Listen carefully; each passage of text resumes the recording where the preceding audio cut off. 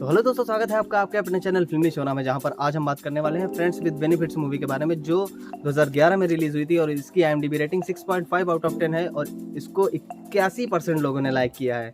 तो मूवी में दो दोस्त हैं जो बिना रिलेशनशिप के रिलेशनशिप जैसे रहते हैं। तो देखते हैं कि मूवी में कितनी ज़्यादा मस्ती करते हैं ये दोनों, ये आपको मूवी में पता चलेगा। तो ज़्यादा देर नहीं करते हैं, आके मूवी को एक्सप्लेन करते हैं। कहानी की शुरुआत होती है हमारे हीरो से, जिसका नाम है डीलन। वो अपने ऑफिस में काम कर रहा होता है, तभी उसकी गर्लफ्रेंड का फोन आता है और वो उसे मिलने बुलाती है। दूसरी तरफ हमें हमारी हीरोइन जेनी को दिखाया जाता है, जो अपने बॉयफ्रेंड का वेट कर रही होती है। डीलन लॉस एंजलिस में रहता है और जेमी न्यूयॉर्क में। आगे हम देखते हैं कि जेमी का बॉयफ्रेंड जेमी से और डीलन की गर्लफ्रेंड डीलन से ब्रेकअप कर लेती है। इसके बाद दोनों फैसला करते हैं कि अब वो इस रिलेशनशिप के चूतियापे में नहीं पड़ेंगे और लाइफ के मजे लेंगे, लाइफ को मजे से जिएंगे। जेमी एक कंपनी में HR डिपार्टमेंट में होती है। वो लोगों को जॉब देती है। इसी वजह से वो डीलन को GQ मैगजीन में इंटरव्यू देने के लिए न्यूयॉर्क बुलाती है। जेमी डीलन को 6 महीने से फॉलो कर रही होती है, क्योंकि उसे डीलन का काम बहुत ज़्यादा पसंद आया होता है। इसलिए वो चाहती है कि डीलन GQ मैगजीन में काम करे। डीलन को हायर करने के लिए जेमी को मोटा कमीशन भी मिलने वाला होता है। जेमी डीलन को पिकअप करने के लिए एयरपोर्ट जाती है। वहाँ उसकी पहली मुलाकात उससे होती है। जब वो टैक्सी में जा रहे होते हैं, तब डीलन कहता है कि मुझे नहीं लगता कि मैं इस काम के लिए। जेमी उसे मोटिवेट करते हुए कहती है कि तुम आसानी से इंटरव्यू क्रैक कर लोगे, डोंट वरी। बहुत समझाने के बाद डीलन मान जाता है। इंटरव्यू देने के बाद उसको जॉब मिल जाती है। डीलन अभी भी खुश नहीं होता, क्योंकि उसे न्यूयॉर्क रास नहीं आया था। इस पर जेमी उसे न्यूयॉर्क घुमाने ले जाती है और वहाँ की सभी खूबसूरत जगहों पर उसे घुमाती है। डीलन ये सब देखकर बहुत खुश होता है। उसकी गलतफहमी दूर हो जाती है, क्योंकि जैसा उसने न्यूयॉर्क को टीवी पर देखा था, ये उससे काफ़ी अलग था। इसलिए वो GQ कंपनी में असिस्टेंट आर्ट डायरेक्टर के पद में काम करने के लिए तैयार हो। अगले दिन जेमी डीलन के ऑफिस में आती है और उसे एक कॉन्ट्रैक्ट साइन कराती है और कहती है कि 1 साल से पहले तुम जॉब मत छोड़ना, क्योंकि अगर तुमने ऐसा किया तो मुझे तुम्हें हायर कराने का कमीशन नहीं मिलेगा। फिर दोनों लंच करने बाहर जाते हैं और अपने बीते दिनों के बारे में एक दूसरे को बताते हैं कि कैसे दोनों का ब्रेकअप हुआ था। यही जेमी डीलन को अगले दिन उसके घर में हो रही पार्टी में इनवाइट करती है। अगले दिन शाम को डीलन जेमी के घर आता है और दोनों पार्टी में खूब एंजॉय करते हैं। धीरे धीरे उनकी दोस्ती गहरी होती जाती है। काम करने के बाद वो दोनों एक दूसरे से रोज़ाना मिलने लगते हैं और मस्ती करते हैं। एक दिन जब वो दोनों टीवी देख रहे होते हैं, तब जेमी कहती है कि काश उनकी ज़िंदगी उन मूवी की एक्ट्रेस की तरह होती तो कितना मज़ा आता। किसी बात की कोई टेंशन नहीं, किसी बात की कोई फिक्र नहीं, फुल मस्ती वाली लाइफ। इस पर डीलन कहता है कि ये सिर्फ फिल्मी बातें हैं, इनका रियल लाइफ से कोई मतलब नहीं होता। फिर दोनों आपस में एडल्ट बातें करना शुरू करते हैं। डीलन लड़कियों को तो जेमी लड़कों को बहुत बुरा भला कहती है। तभी डीलन कहता है कि सेक्स एक कबड्डी के मैच की तरह होना चाहिए, बस खेलो और निकल जाओ, no emotion no drama only fun. तभी डीलन की ठरक जागती है। वो जेमी से कहता है कि क्यों ना हम एक गेम। इस पर जेमी कहती है कि मैं तुम्हें इस नज़र से नहीं देखती। तब डीलन कहता है इसी वजह से तो कह रहा हूँ कि हम सिर्फ मजे करेंगे, कोई लफसफ वाला मैटर नहीं, कोई लफड़ा नहीं, ओनली सेक्स। थोड़ी देर समझाने के बाद जेमी भी राजी हो जाती है। दोनों बाइबल पर हाथ रखकर कसम खाते हैं कि वो सिर्फ दोस्त रहेंगे, कभी प्यार के चूतियापे में नहीं पड़ेंगे। इसके बाद इनका सबसे इंटरेस्टिंग कबड्डी गेम शुरू हो जाता है, जो सभी खेलना चाहते हैं। दोनों खूब गपागप करते हैं। गपागप करने की वजह से दोनों के बीच में चीज़ें ऑकवर्ड हो जाती हैं।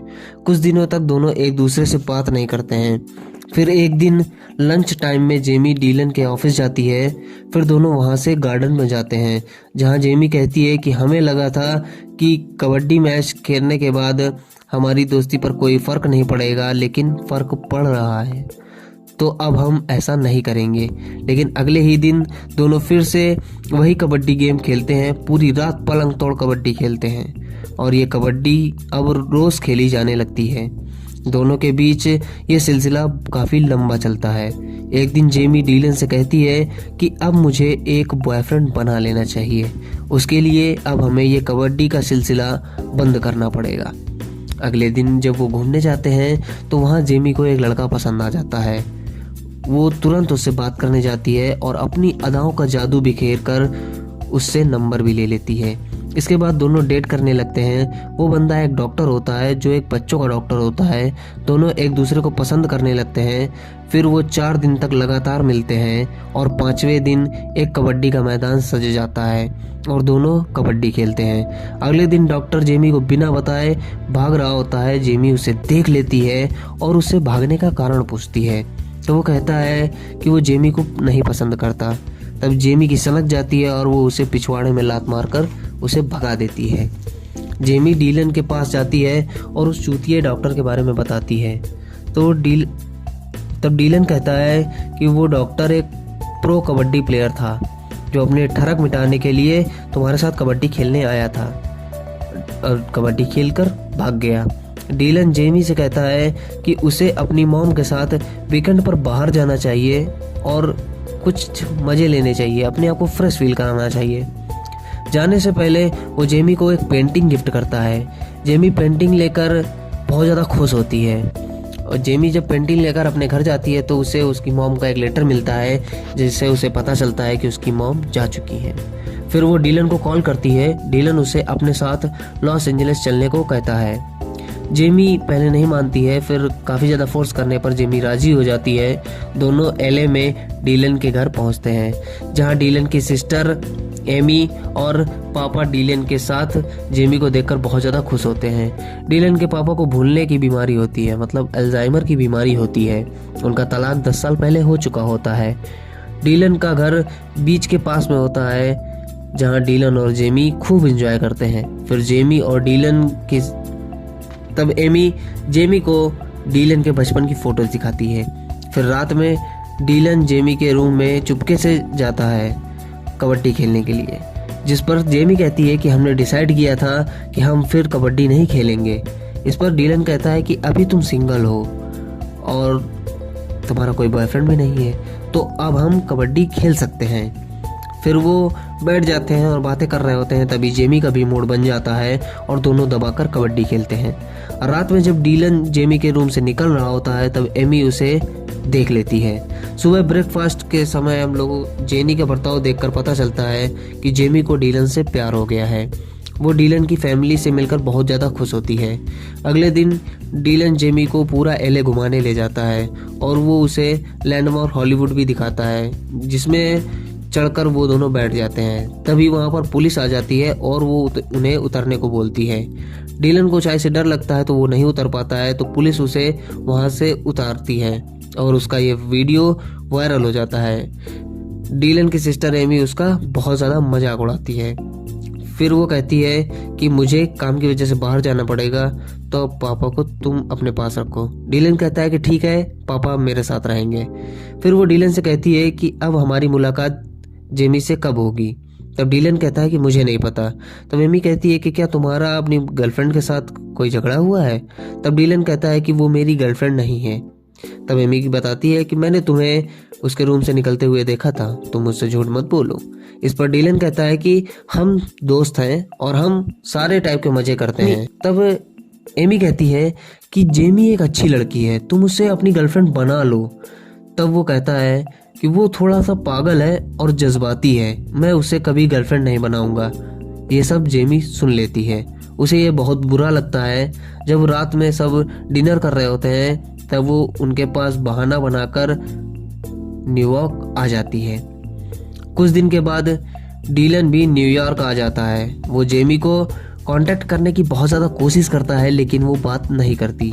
डीलन फिर दूसरी कंपनी में ज्वाइन करने ही वाला होता है जीक्यू को छोड़कर, जिसके कारण से जेमी उससे मिलने आती है। तब डीलन कहता है कि मैं तुम्हारा कमीशन तुम्हें दे दूंगा लेकिन मैं अब यहाँ काम नहीं करूँगा। दोनों की दोस्ती टूट चुकी होती है।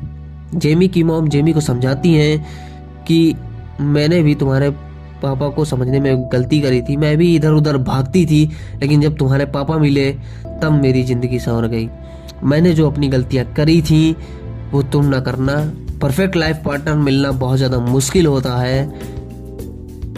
एमी ये समझती है। डीलन अपने डैड को पिकअप करने एयरपोर्ट जाता है तब डीलन के डैड उसे समझाते हैं कि जब मैं नेवी में था तब मेरी मुलाकात एक लड़की से हुई थी, मैं उसे बहुत ज़्यादा प्यार करता था, लेकिन फिर मेरी शादी तुम्हारी मॉम के साथ हो गई।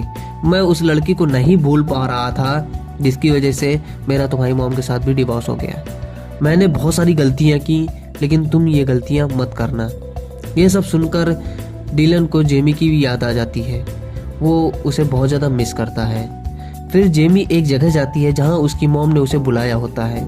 वो अपनी मॉम को कॉल करती है कि मॉम आप कहाँ पर हैं।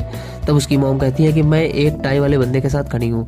वहाँ पर बहुत सारे लोग होते हैं जो टाई पहने हुए होते हैं और वो अपनी गर्लफ्रेंड के साथ डांस कर रहे होते हैं। जेमी कहती है कि यहाँ पर बहुत सारे लोग हैं, तभी उसे वहाँ पर डीलन दिखता है। वहाँ पर डीलन आता है और वो जेमी से माफ़ी मांगता है और उसे घुटनों पर आकर प्रपोज करता है। जेमी मान जाती है, फिर दोनों किस करते हैं। फिर डीलन उन सभी डांस करने वाले लोगों को घर जाने के लिए बोलता है। यहाँ हमें पता चलता है कि ये सारे लोग डीलन के कहने पर आए थे, क्योंकि डीलन उसे एक फिल्मी अंदाज में प्रपोज करना चाहता था। जेमी ये देखकर बहुत ज़्यादा खुश होती है। फिर दोनों डेट पर जाते हैं, जो उनकी पहली डेट होती है, और फिर मूवी यहीं पर।